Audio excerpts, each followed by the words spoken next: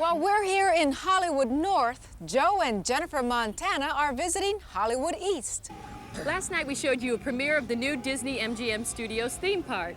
Disney has banked about $500 million on this new attraction, but it wouldn't happen at all without some real TV and movie production. Central Florida is the fastest growing production center in the United States, so the Vacation Kingdom is becoming Hollywood East.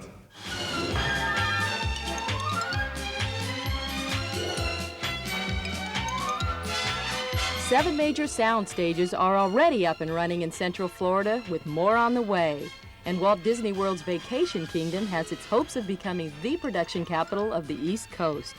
Disney spent roughly $500 million building its studio theme park, which includes working residential and New York backlots, animation studios, and 3 state-of-the-art sound stages.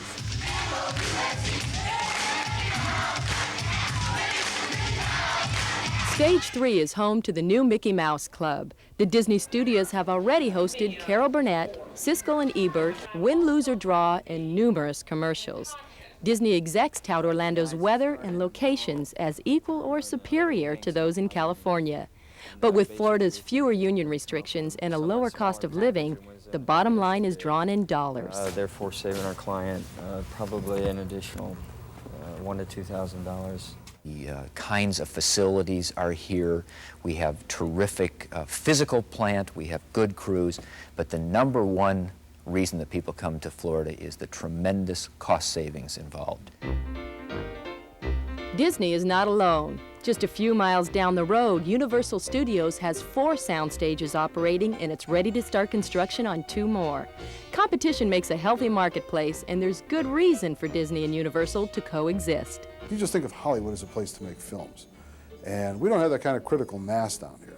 And we got 7 sound stages, 4 here and 3 down the street, and that does not make us a film capital. The more stages that we wind up here with eventually, the more people are going to think we should be doing our next film in Orlando, and not at MGM, not at MCA, but at Orlando as a film destination. I think that's an important next step.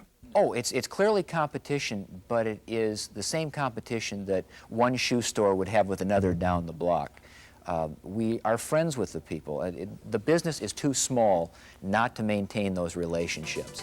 Norman Rice is among the studio employees happy to leave the West Coast freeway commute and smog, but he's not ready for the Hollywood East moniker. I don't know that I don't like the term. It's what it possibly implies to some people. I mean, there is a real glamorous side to Hollywood, and I think that's what they're trying to capture with that catchphrase, is that, we have all the excitement, we have the glamour. For people in the industry, and they think about the problems, the weather, the traffic, the permitting, all those things, then Hollywood East somewhat has a negative connotation. But yeah, you're right. I'm not crazy about that term. It may be an exaggeration to call Orlando Hollywood East, but it is a threat to Hollywood's domination of the film and TV business. The people who are unhappy are the film commissioners for the state of California and the city of Los Angeles. They don't want to see business leave the state or the city of Los Angeles, because obviously motion picture making is a business that not only spends a lot of money, but it's a non-polluting industry. It's the most desirable kind of business you can have in town. And it's glamorous, it attracts tourists who spend money. It's like this way or that way. All right, you get the map. I'll just follow it. Both Disney and Universal have their production wagons hitched to theme park studio tours. The 2 giant corporations have poured $1 billion into the combined facilities. The tours rely on real star-packed production to draw the tourists, while the production facilities are made financially feasible by the theme parks. Movie making has always drawn a crowd, but there are still Hollywood-style risks. The worst thing that could happen, absolute worst thing that could happen, is a producer comes down here and goes down to Disney and has a bad experience, or comes to Universal and has a bad experience. No one needs that right now. What we need is, people to come down here, be well satisfied, be pleased, and whether it's at Disney or whether it's here, it doesn't make any difference. I mean, that's the growing phase that we're in right now. I think that, of course, is the test. That right now, there's been a lot of talk about Hollywood East, that Orlando is Hollywood East. Until we really develop a structure for developing scripts, writing scripts, and financing scripts in Florida. The creative side of the business will remain in Hollywood. Show business has always been nomadic. Producers will go wherever necessary to make movies. And a piece of the action will be going to Disney and Universal's new studios in Florida. But the movie capital will stay in California. But most of the real, lion's share of the business does stay in Hollywood. Hollywood is here to stay. Orlando has a long way to go to outdo Hollywood, but when it comes to family entertainment, Walt Disney World outdoes everybody else. You too could be enjoying a trip to Walt Disney World just by entering our Disney Movie Magic contest. Here's how. Evening Magazine is sending 2 Bay Area families to the Disney MGM Studios theme park in Orlando, Florida.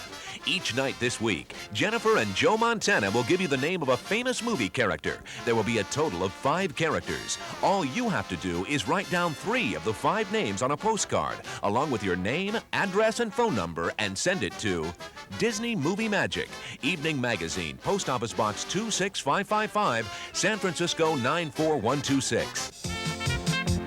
Winning families will fly Delta Airlines, the official airline of Walt Disney World. Winners will receive 4 nights hotel accommodations at Disney's Contemporary Resort and world passports for 3 days of unlimited fun on all rides and attractions in the Magic Kingdom, Epcot Center, and the new Disney MGM Studios theme park. All entries must be on a postcard, individually postmarked, and received by midnight Friday, May 12th. Winners will be picked in a random drawing on Evening Magazine Monday, May 22nd. All you need are 3 of the 5 movie characters on your entry, and you and your family could be visiting the Disney MGM Studios theme park. Our second movie character is Snow White. Snow White celebrated her 50th anniversary 2 years ago. I swear she doesn't look a day over 20. Okay, I've got a question for you. All right. Can you name the 7 dwarfs? Yes. Sleepy, happy, sneezy. No, I can't. Can you? Happy, grumpy, bashful, Doc, dopey, sneezy, sleepy. That's easy. He's got them written on his hand. That's why. Back of mine.